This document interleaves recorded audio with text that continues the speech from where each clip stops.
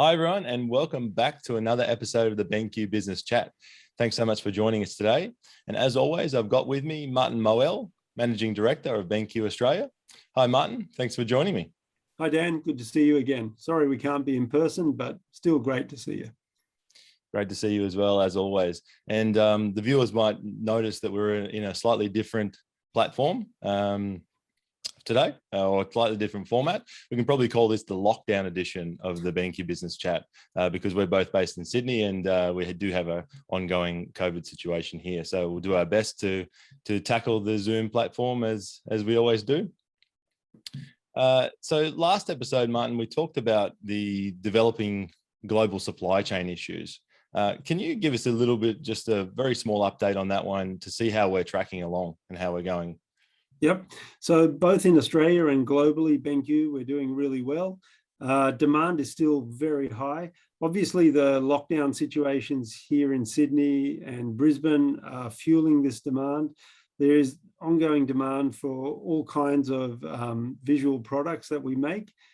And we're seeing these kind of spike go on.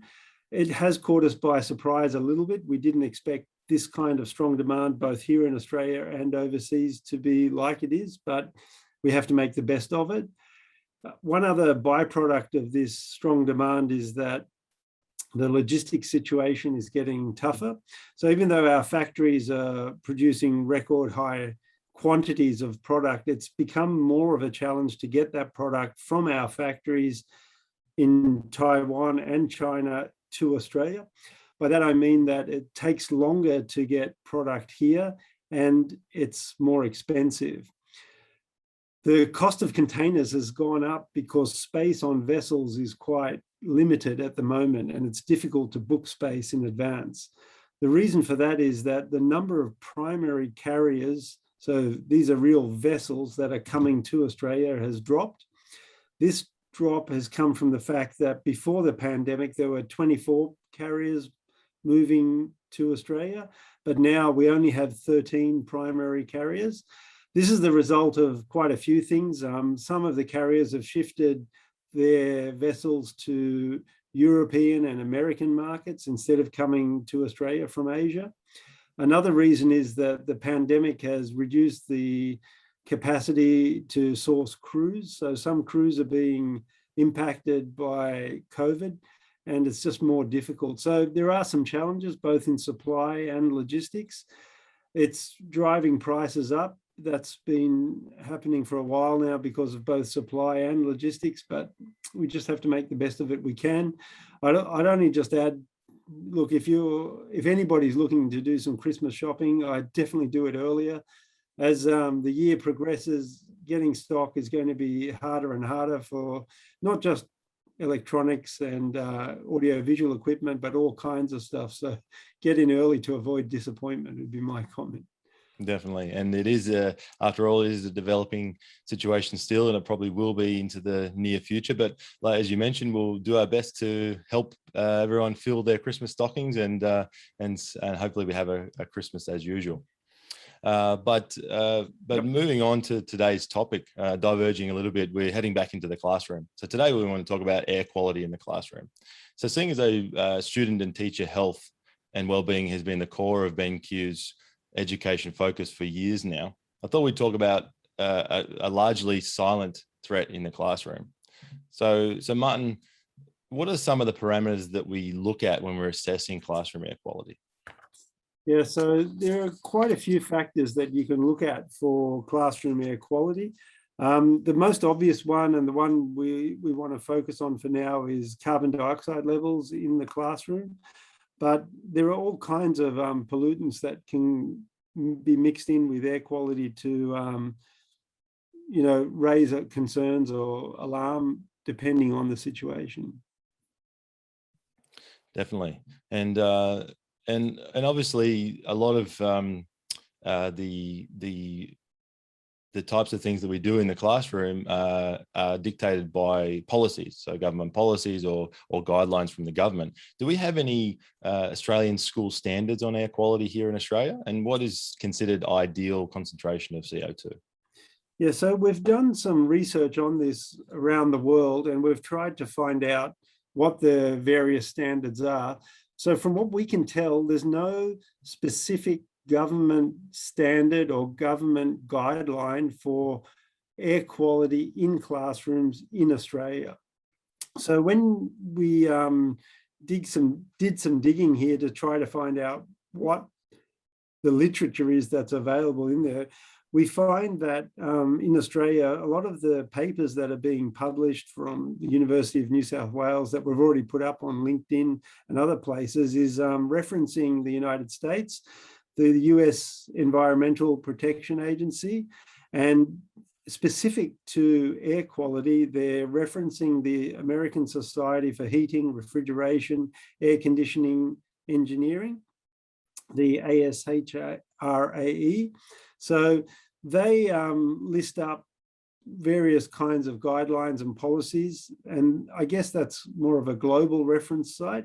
Locally in New Zealand, the New Zealand government set up a standard for CO2 exposure called NZS 4303, and that's very specific for CO2 in classrooms. And so they've set it up that way, but specifically for Australia, it seems like we're only referencing overseas sites at the moment. Yeah, and it does pose a little bit of a problem because obviously if we don't have a standard to work towards, it's a little bit hard to give recommendations. And then you mentioned before there's been some studies done. There was one study by UNSW that actually studied some indoor air quality that was several times higher than the recommendation.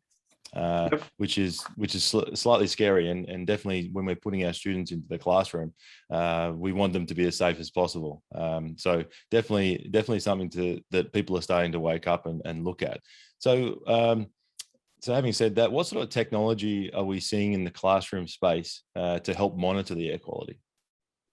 Yeah, so in the classroom space, old classrooms don't have any gauges or any kind of metering system that enables educators to be aware of what the CO2 levels are. We are seeing in Australia that new classroom builds are requiring the construction companies to install CO2 meters into classrooms when they're being built. We've seen that in Queensland already. But for us, what we've done is some of our IFPs have got CO2 metering levels in them. The global reference is that the CO2 level in a classroom is ideally within 300 to 500 parts per million, 3 to 500 ppm. And our meter on our IFP will let teachers know when that level has gone above that, and then it'll alert them to the fact that the CO2 levels are quite high. But yeah, that's the type of equipment that's being used in classrooms to measure it. Yeah, and you mentioned before about the building codes recommending safe levels of CO2, but we really know that in particular the classroom environment needs to be dealt with in a little bit of a different way. And can you tell me what you think, why you think we need to treat the classroom spaces differently to other environments? Right. So for this kind of discussion, when we're talking about classroom spaces, I'd like to just focus on K-12. K-12 specifically refers to education classrooms where children are involved, whether they're kindergarten level or up to senior high school level. It doesn't matter, because children, by definition, are much more sensitive to air pollutants in the classroom. So this stems from the fact that children's bodies are still developing. They don't have the body mass or the weight that adults do to deal with particulates in the air. It doesn't matter if it's CO2, organic, inorganic material, it doesn't matter.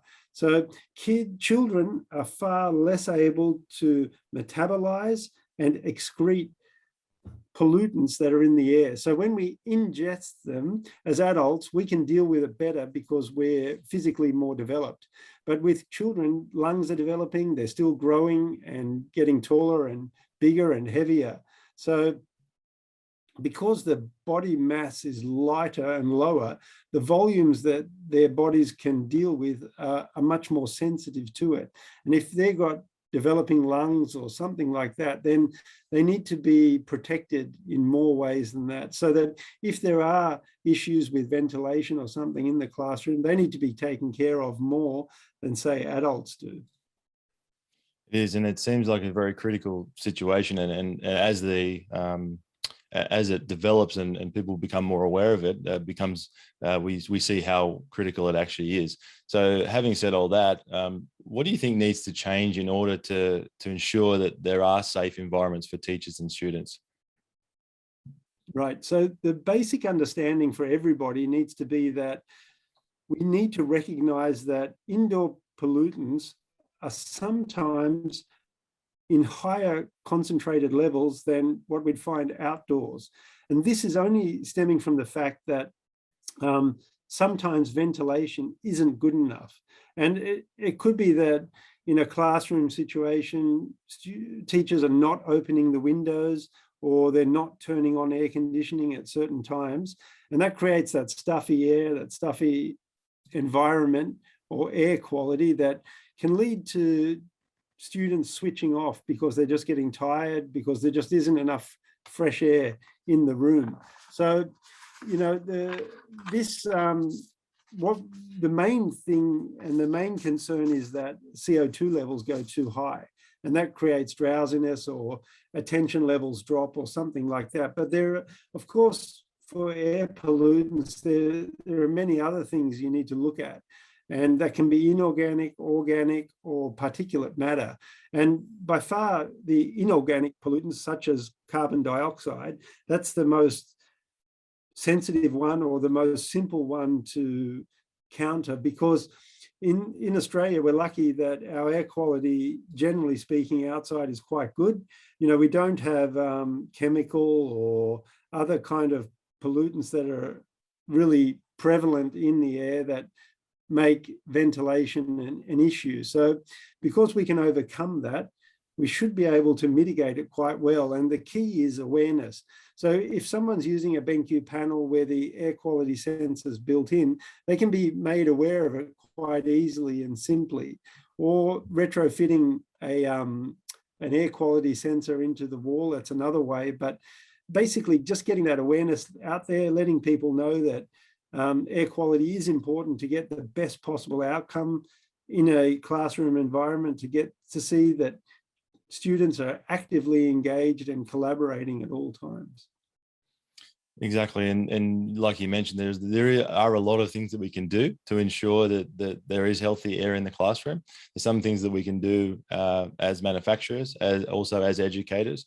So there's a lot of things we can do to help mitigate things before there is regulation. So hopefully, ultimately, we'd like some regulation to help with the development of healthy air in the classroom. But there is a lot that we can do before that. Yep. 100%. Yeah, so that's a really great chat, Martin, and we can probably end it there. I think we've gone through a lot. Yeah. So look, if we've helped raise the awareness, if we've helped by educating people, letting them know that this is an issue, and you know, Australia may be a little bit behind the world, then great, we've achieved what we wanted to. Definitely. So I'd like to thank everyone for joining us again for another episode of the BenQ Business Chat. As always, if you'd like to get in contact with us, you can head over to the BenQ Australia LinkedIn page, or head over to benq.com.au, and up at the top of the page to the left, there's the business tab. You can find out more information about the BenQ professional display products. So thank you very much once again for joining. Thank you, Martin, as always, for joining us, and we'll see everybody on the next episode. Thanks again, Dan. It's been great talking to you. Look forward to the next one. As always, Martin. See you then. See ya.